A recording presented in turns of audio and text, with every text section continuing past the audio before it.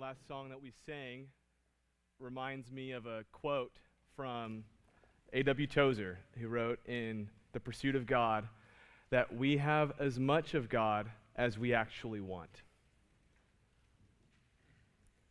This morning, how much of God do you want to experience? Do you want the fullness? This is a question that I have to ask myself. How much of God's Spirit do we want directing and guiding our lives? I want to share a story with you before we unpack Matthew chapter 5, verses 13 through 16. There was a man by the name of Robert Wood Johnson who in 1943 wrote something called the Credo for his family's company, Johnson & Johnson. They were just about to go public on the stock market, so it was kind of a big pivotal moment, and he had an opportunity to cement the identity of his company for decades to come. And it's good that he did. Because in 1986, 7 people died in the city of Chicago from cyanide poisoning in bottles of Tylenol. Somebody had laced these bottles with cyanide. 7 people died. At first, the numbers grew a little bit over time. And Johnson & Johnson had this credo to fall back on. They had this credo that functioned as the guardrails of their bowling lane. It's like, this is where we go, and we are not going to stray from it. Listen to this. We believe our first responsibility is to the patients, doctors, nurses, to mothers and fathers, and all others who would use our products and services. In meeting their needs, everything we do must be of high quality. We must consistently strive to provide value, reduce our costs, and maintain reasonable prices. Customers' orders must be serviced promptly and accurately. Our business partners must have an opportunity to make a fair profit. Not something that you really expect to see in a publicly traded company these days, honestly. In 1986, you had a boardroom and a bunch of leadership in the company scrambling, asking, what do we do? How do we respond when this might sink our company? That was the dominant fear. This might be the end of Johnson & Johnson. And oddly enough, the FBI and the FDA were encouraging them to make a recall. They were saying, hey, you need to recall everything in the city of Chicago, all right? They were saying that should be sufficient because you don't want to go too much. You don't know where else this is. Let's just sit and wait. And they deliberated, and it didn't take them very long to get back and say, no. We're going to recall all 31 million bottles across the nation back. Hundreds of millions of dollars in losses because of that. And yet, because of that decision, now, that has set the standard, that set like disaster response standards for industries. And it cemented the identity of that company. Where they know by heart, if you work there, they know the credo. We believe our first responsibility is to the patients, to the doctors and nurses, to mothers and fathers, and all others who use our products and services. It's pretty cool. It's pretty special. That story reminds me, it makes me think, man, it wouldn't be great if we had something that we were able to fall back on when we're not sure exactly what to do. Maybe we're reading through the Sermon on the Mount and there's lots of very practical, detailed teaching on some problems that we will encounter in life. Pastor Chris touched on the issue of sexual morality, just adultery, lust last week. Incredible teaching in the Sermon on the Mount that gives us a very clear direction to follow. Very clear teaching on how to resolve disputes in the Sermon on the Mount. There's very clear teaching. But what happens when something falls just outside of those parameters, outside of those teachings? Wouldn't it be nice if we had something to fall back on? Well, I think Jesus saw that coming. And so he preceded the Sermon on the Mount that started at the very beginning off with the Beatitudes. Blessed are those who hunger and thirst for righteousness. Blessed are the meek. Blessed, blessed, blessed. And then he says this. You are the salt of the earth. But if salt loses its saltiness, how can it be made salty again? It is no longer good for anything except to be thrown out and trampled underfoot. You are the light of the world. A town built on a hill cannot be hidden. Neither do people light a lamp and put it under a bowl. Instead, they put it on a stand, and it gives light to everyone in the house. In the same way, let your light shine before others, that they may see your good deeds and glorify your Father in heaven. What I would like for us to do this morning is read through these very simple, short passages of Scripture about being salt and light. And I want, as we go through, for you to bear the context of the Sermon on the Mount in mind. This is some of the most practical teaching Jesus gives. Not that there's not lots of other practical teaching. This is straightforward. He gives instructions on what to do when. And he precedes it with these passages. We are the salt, we're the light, and let your light shine. So, we're going to jump in, bearing in mind these two metaphors, and the question that I want us to ask this morning. So what does it mean that Jesus has said, you are the salt and light, and not you will be the salt and light? Do you see the distinction there? You are. It's something about who you are. We're not becoming salt. We are not trying to be salt. He has made a declaration, a statement over every person in the crowd who was following him, the disciples. The 12 were there, but also crowds of other people who were following him from around the countryside. As he would do his healing ministry, then they would sit at his feet. He walked up a hill, he sat down, and he spoke these instructions to his disciples. He spoke these instructions to you and to me. We are the salt, we're the light. Go shine your light. We're going to jump in. Starting with verse 13, read with me. You are the salt of the earth, but if the salt loses its saltiness, how can it be made salty again? It's no longer good for anything except to be thrown out and trampled underfoot. All right, so first, metaphor, salt. Okay, pretty straightforward. We have a couple of questions we need to unpack to better understand what Jesus means when he says that we are salt. The first one is, what does salt do? Pretty standard, straightforward. It hasn't changed a lot in 2,000 years, all right? So the first question we got to ask, functionally, what is salt? Whenever you're trying to unpack biblical imagery, you need to ask the question, well, what is the thing? What is its function? What are we being compared to? So that's the first question. The second one is, what's the biblical backdrop of this imagery? Almost any time you read the Bible and there's some powerful imagery that's implemented, it's easy for us maybe to gloss it over because we don't come from that Jewish context where we would have to sit and memorize the Torah, memorize the law and the prophets. And so we might gloss over something like this, but we ought to put ourselves in the shoes of those who are sitting at the base of this hill, looking up at Jesus, sitting down and teaching these words. So what does it mean when they hear, you are the salt? So I'm going to take those in order. Okay, first of all, well, what does it do? We all know what we use salt for. What does it do? Why is it in our cabinet above the stove? Right? It's seasoning, right? I would imagine that if there is one seasoning you want to have in your cabinet wherever you go, whenever you move somewhere new, it's probably just some good old-fashioned table salt, right? It's critical. My wife and I have a history of occasionally getting into the Great British Baking Show. I think that's what it's called. And some other cooking shows. It's like seasonal. Sometimes, I don't know if you ever hit those where you get really interested and you guys watch like 3 seasons of something over the course of a couple weeks. Well, we've had a couple of seasons like that in our marriage. And I've learned watching some of these cooking shows that salt doesn't just make things salty. If you put salt on something like a French fry, yeah, you know when McDonald's is over-seasoned.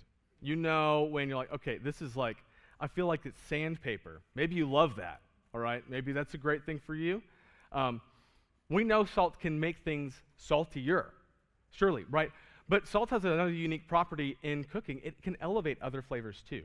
So if I'm making a standard Caleb dinner, we basically saute in a cast iron skillet, vegetable oil, onions, bell peppers, then sear, brown, some pork sausage. Right?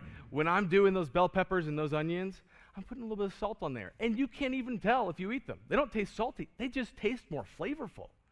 It just elevates the other flavors. Salt is doing that. It's seasoning. It's adding this zest, this goodness to something that was maybe mundane and flat. We're doing the same thing. Salt, you believers, in the world, we're bringing out good things. That's one of the ideas at work here. But another one is simply the very practical need that the ancient world had to keep meat when you don't have an LG refrigerator, right? When you don't have the deep freezer at the bottom drawer. How do you keep meat? Well, you pack salt into it, and it functions as a preservative. It keeps meat longer than it might otherwise stay. So salt, and you take a lot of it. I mean, you're developing like a crust of salt around this meat in order to prevent it from spoiling too soon, right? So salt has these very practical kinds of applications in the ancient world. It's seasoning, it's making food better, it's also preserving. Salt is fighting decay. When Jesus says, you are the salt of the earth, I want you to think about what it means to be elevating, bringing the good out of other people. What does it mean? You've met this salty person who brings the best out of you, who starts to elevate. They're joyful, they're vibrant, they love Jesus, and they're bringing good things out of you too. Maybe initially you're like, I'm irritated by how joyful you are, and now I'm mad about it. But often is the case that lifts you up. It brings you in, right? Jesus is saying you are the salt, and as salt, right, we are to prevent decay, preserve what's good, and fight decay, right? So that's one of the functions of salt. But there's also this rich scriptural background, okay? And I'm only going to cover a few verses. I want you to think about how salt is being used in these Old Testament passages. Starting off, this isn't on the screen, so you can just listen as I read this off. Leviticus 2:13. You shall season all your grain offerings with salt. You shall not let the salt of the covenant with your God be missing from your grain offering. With all your offerings you shall offer salt. In Leviticus, we have a picture where salt is included in the offering. It's something that is making what is being offered set apart and distinct, okay? Salt is separating out. In the Old Testament imagery, it's separating out something to be set apart and sanctified for God's purposes and use. Goes on, Numbers 18, verse 19. All the holy contributions that the people of Israel present to the Lord, I give to you and to your sons and daughters with you as a perpetual due. It is a covenant of salt forever before the Lord for you and for your offspring with you. It's connected to this idea of covenant, lasting relationship, something God has set apart for his people. Finally, Exodus 30:34-35, the Lord said to Moses, take sweet spices, stacte and onycha and galbanum. I don't know how to pronounce any of those, to be clear. Sweet spices with pure frankincense. I got that one down from Christmas. Oh, each shall be their equal part. Verse 35, and make an incense blended as by the perfumer, seasoned with salt, pure and holy. So I think it's important for us to know as we read this, as we hear Jesus say, you are the salt. He's not just, I think the common interpretation that I often hear, and this was actually news to me as I was studying these passages, the common interpretation is actually that of this preservation and seasoning. And that makes sense. It makes a lot of sense. And I think that's fair and accurate and a right reading of this passage. But there's also this rich biblical background. Jesus is saying you're salt, as in you're set apart. You have a holy purpose. You have a holy usefulness in the world. You can't look like the world. And important for us to know, they didn't have, was it Morton table salt? Is that right? Is that okay, good, not crazy. Right, they didn't have the Morton table salt. They had a sort of a salt that was drawn up from these marshes, probably dried out to me. It was contaminated already. Most salt would have other impurities in it already. Now, in the ancient world, they're probably not thinking about that, but what would happen is, unlike salt that we have in our cabinet, salt back then could lose its constitution. It could lose its virtue. If it gets wet, that salt is soluble. It'll seep out and leave behind the impurities. Okay? Salt is supposed to be set apart. What happens when you take that salt and you mix in a bunch of stuff that's not salt? Right? At some point, it stops being useful as salt, right? That's going on when Jesus says, that should be in our backdrop when Jesus says, but if salt loses its saltiness, how can it be made salty again? The answer is it can't. It's got so much other stuff in it. Maybe it's rained, you left it out, and so all that salt is diluted in the water and washed away. Salt, several functions, several ideas that we need to be bringing into this passage as we read it. First of all, preservation. Functioning as believers in this world, and this is a passage about our relationship to the world, right? Believers, you are called, you are told, you're a preservative. You're bringing out good things, you're making them stay. But you're also set apart and holy. And the former function is compromised if we neglect the latter. If we just take on the world, if we take on everything around us, the usefulness as salt, as the preserve, it goes away. They go hand in hand. So that's what we're reading right now. That's what the passage is saying. If you look at the past 2,000 years of human history, I believe you can very, very easily tell where Christianity has gone. Human dignity and human flourishing has been lifted up. The dominant thread throughout history is where Christ goes, good things happen. Not without qualification. There have been abuses of power. There have been people taking the flag in the name of Christ and waving it for vain, horrible purposes. But for the most part, when you look at the history of humanity, believers have been salt and light. So let's move on to light. I'll just preface this with the main point here. Light draws in the lost, okay? The picture that's being painted. Verse 14, you are the light of the world. Might pause it, put right there. That should bring to mind what Jesus says in the book of John, that he is the light of the world. We don't have a similar passage with salt, but Jesus does say he is the light of the world. What we're seeing here is he's imputing, he's overlaying his identity onto the believer, onto the follower. That's imputed righteousness. It's an overlay. When God looks at you, the believer in Christ, he sees Jesus Christ, right? He is the light of the world. Because he is the light of the world, we are the light of the world. A town built on a hill cannot be hidden. Neither do people light a lamp and put it under a bowl. Instead, they put it on its stand, and it gives light to everyone in the house. In the same way, let your light shine before others, that they may see your good deeds and glorify your Father in heaven. So the second major metaphor Jesus is implementing here is that of light.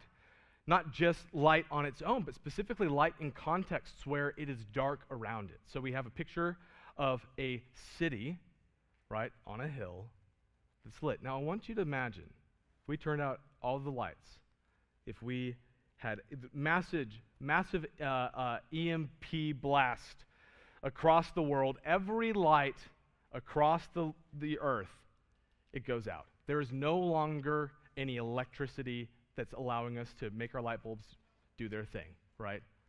Suddenly, if you wanted to find a city, what would be very important it's at night. What would be very important for that city to be doing? Probably lighting a bunch of oil lamps, right? Bonfires, campfires, right? That's the kind of thing where if you're walking through a road and wondering, okay, where exactly did I take the wrong turn in Albuquerque? Did anybody get that reference? Then yep, okay, thank you. Some folks, some Looney Tunes fans in here. All right, you're trying to find where this city is, despite the fact that they don't have electricity, they didn't have street lamps, and they didn't have light bulbs. If you're walking, you see the light of that city. That glow, that flicker, that warmth. Not this bright sort of white light, but this sort of warmth. But also, in the day, if you were walking and you're like, gosh, I just cannot believe, when are we finally going to get to Jerusalem? I've been walking for days. Right? When are we going to see it? There's no mistake in the fact you would see that city from a mile away. Why? Because the walls are made of stone and stucco, and the light of the sun is going to be glinting off of that city from miles away. This bright pinprick of white, even in the day. Right? We might get that a little bit here, but, well, in the Phoenix Valley, it's so flat and there's so often so much dust. Maybe you don't, but imagine a city that was built on a hill, stone walls. The image that comes to mind as a Lord of the Rings guy is the city of Gondor. This white city and the bright white reflecting off of it, and it just screams holy. It screams safety. And this is the picture. And then the second offering that Jesus gives us is that of a lamp. And what's important here that I want you to see is when Jesus offers this picture of a lamp in a room, how absurd would it be for you to light an oil lamp? You know, it's got a wick and it's dipped in a bowl of oil and it's strong lit up and then cover it up. What on earth would be the point of that? You're just asking to set your house on fire, right? When Jesus says that you are the light of the world, there are a couple things going on here, I believe. One, right, this is the light that's meant to draw people in. We're a city on a hill that people would come to the hill, that people would come to the city. A city on a hill cannot be hidden, and it shouldn't be hidden. Some of the meaning in here, I think, for us today is, friends, I wrestle with this too. Our faith, there's a deep hiddenness to it that is appropriate. Not just praying on the street corners that everybody would see us and admire our holiness.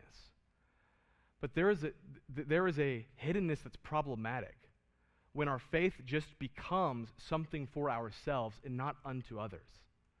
But the message here that, again, I want you to bear in mind the whole context of the Sermon on the Mount.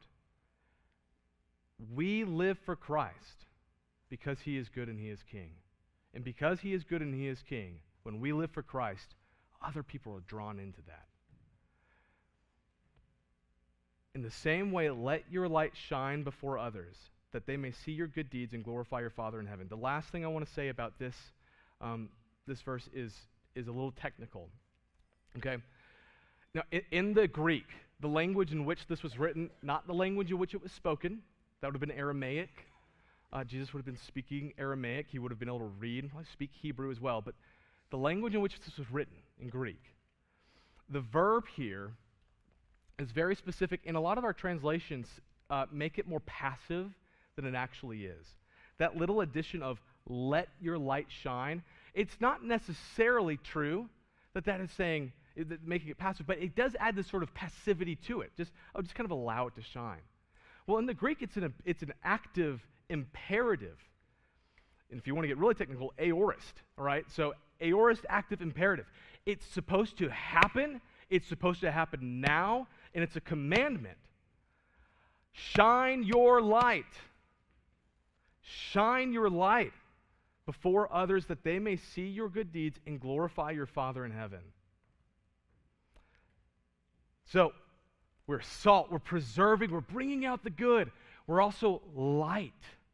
We're drawing people in who need a place to call home. We're not dimming the lights on. Oh, sun's going down. Everybody, shh, put out the lamps. Nobody can find us. That's not the idea here. She said, Christians, followers of Jesus, you might be persecuted because of this. The Beatitudes make that very clear. Blessed are you if you're persecuted for my name's sake, right?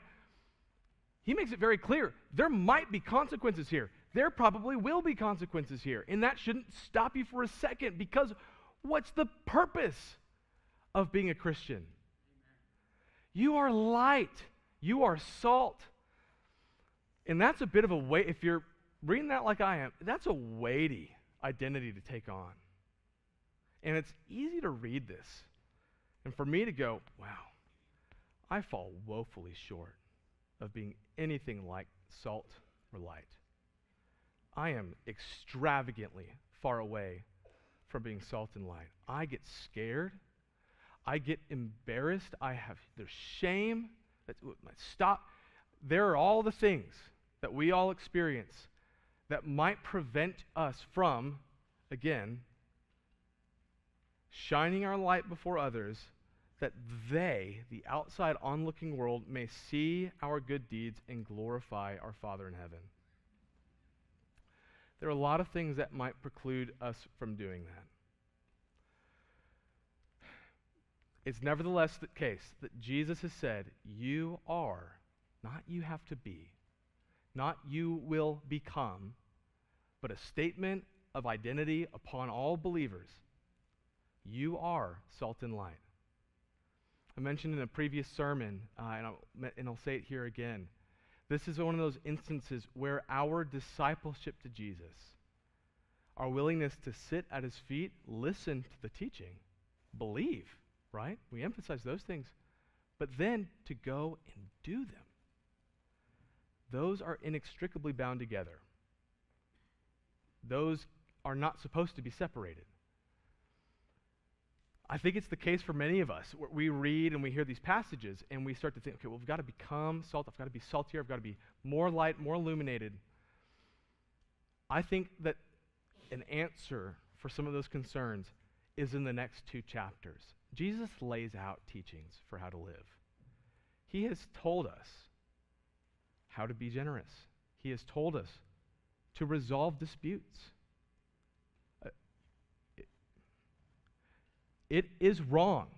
It is wrong for us to settle disputes the way the world does. We can't go about it the same way everyone else does. How are we supposed to do that? We go and approach the person with grace and love, believing the best in them, and we try to sort it out and we own what we can. We do everything we can to bridge gaps, not to make them, right? This is what we're called to. We want to be salt and light. The Sermon on the Mount, it lays it out for us. What I'm trying to say here is if you're anything like me and wondering, golly, I don't know how to bridge the gap between who I am and that I'm called to be, that I am called salt and light. Well, the answer is, the question I've got to ask myself is, Caleb, are you claiming the name of Jesus but refusing to obey his teachings? And that is a dissonance that is unacceptable in the life of the believer. And probably one that, on some level, is present in all of us. We all have resistance to maybe not the things that we're like, oh, I'm already doing that. I was raised that way. That's easy. That's part of my sort of fundamental, maybe it's my political party, whatever it is.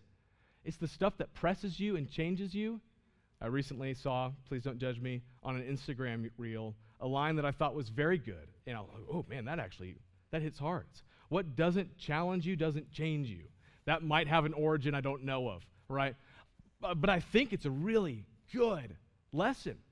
If the Sermon on the Mount isn't challenging you, meaning you're not going to it and trying to interface with it and wrestle with it and say, yes, Jesus, I don't understand, but I'm going to do what you've said, then you're not being changed into the kind of person that is shaped by words like these. You are salt and light. Instead, what might happen, a point that that I'd like to draw out is this way that we tend to maybe lean one direction or the other. Salt, if it ever gets in your wound, it is good at keeping it from getting infected, right? It's good for the same reasons that it keeps meat from spoiling. It gets in your wound, it stings really bad, right? My dog Chaco is a Brittany Spaniel, about 4 years old, way more energy than any dog has any any reason for having. He has learned when he gets a thorn in his foot, because we live in the land of prickly bushes, then he limps over. It's really cute. He limps over to me and lets me pluck that thorn out. When he's hurt, when something stings, he knows to come to me. I'm grateful for that. Now, if I have only ever made him sting, if I've only ever been with him a relationship that causes pain and discomfort, when he is in pain and discomfort, why on earth would he come to me? I hope Peter, Emily's our son, I hope that he knows when he's in pain to come to his dad. But also that his dad is going to speak truth to him, that his dad is going to push him, that his dad is going to try to challenge him. In other words, I think we often either want to be, I just want to be the light. I just want to draw people in, but believe what you want to believe. Right? I don't want you to feel uncomfortable around me. Other people, we're all salt, and it's just cleanse yourself, cleanse yourself, cleanse yourself. It's just a lot of sort of beating the Bible over the head of somebody without giving them any reason to go, I want to listen to you. You're really pleasant to be around. I've enjoyed our conversations. You seem to care about me and my family. We need both. We are that which is set apart and also what is supposed to draw people in. I want to share one final story with you, and it is that of my experience growing up in Taekwondo. When I was about 8 years old, I got into Taekwondo. I saw a Jackie Chan movie, and I thought, that is who I want to be.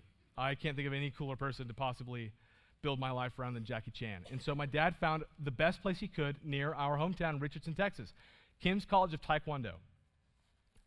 Master Kim, he came from South Korea. I don't know how old he was when he came over, but ended up training U.S. Army soldiers in self-defense, started his own Taekwondo studio to train other people. Well, my family, we moved a few years later, about 30 minutes north on the highway to a town called McKinney, Texas. It's actually where I got to know the Stoll family. I met their second oldest son on the playground in the 3rd grade, and that began my relationship with this family, and it's been wonderful ever since.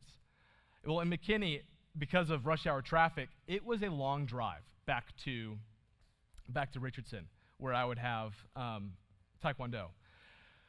And so we looked for a new place, and it was a sporting place. They had padded floors, and when you'd spar, you'd put on padding, and I was like, that's crazy. I trained in hardwood floors, and when you spar, if you got hit, right? That was it. And this is no judgment off of the sporting vein of Taekwondo. If you're in that, that's totally fine. This is not a judgment of it. When I went into that setting, I thought, this feels synthetic. This doesn't feel as real. And I had grown up around Master Kim, who is, at this point, I thought he was ancient then. He's got to be way more ancient now. And I could never land a hit on him. I mean, and I was pretty good in high school. I couldn't touch the man. He was rock solid, shorter than I am by about that much. And on the wall, photos of trucks running over his abs and doing the splits between chairs, wild stuff. I had tasted and seen what the real deal looked like. And when I saw the fake, again, no judgment, when I saw it seemed to me at the time as fake, I was like, I'd rather go get the real stuff. Hypocrisy is the great enemy of our evangelism. There's a looking on world looking to see if the people who claim to believe in Jesus are obeying the teachings of Jesus. And we will continue to experience dissonance with the world as long as what we're asking them to do is believe in a God we are not trying to emulate. The Sermon on the Mount is all about that. Saying, listen and do. Shine your light. Go. Do good deeds. Draw people in. And then offer them that which will heal and preserve and bring the best out of them. Don't emphasize one over the other. Be both. Because he is both. The good news here is Jesus has done these things for you. We are this way because of who Jesus is. We need to step into that. I want to offer a couple points of application, really simple. This week, as disciples of Jesus, I want you to consider reading through the Sermon on the Mount and looking at the teachings and say, what rubs me the wrong way here? What presses me in ways I'm not comfortable with? If you want people to come to Jesus, and I want to remind us, as our band comes up to the stage, you guys can go ahead and get ready for our final closing word. Jesus only has enemies of God to work with. There are only enemies of God available to him. That's who he has. You and I were enemies of God, but Jesus Christ won us a place at his table for his glory. And I want to encourage you to step into that. So this week, read through the Sermon on the Mount. Be ready to kill off those things that bring friction between us and the message of God. Let's step into what it looks like to be salt and light in the world, to bring out the good, to prevent the decay, and draw people into his love. Would you go ahead and pray with me?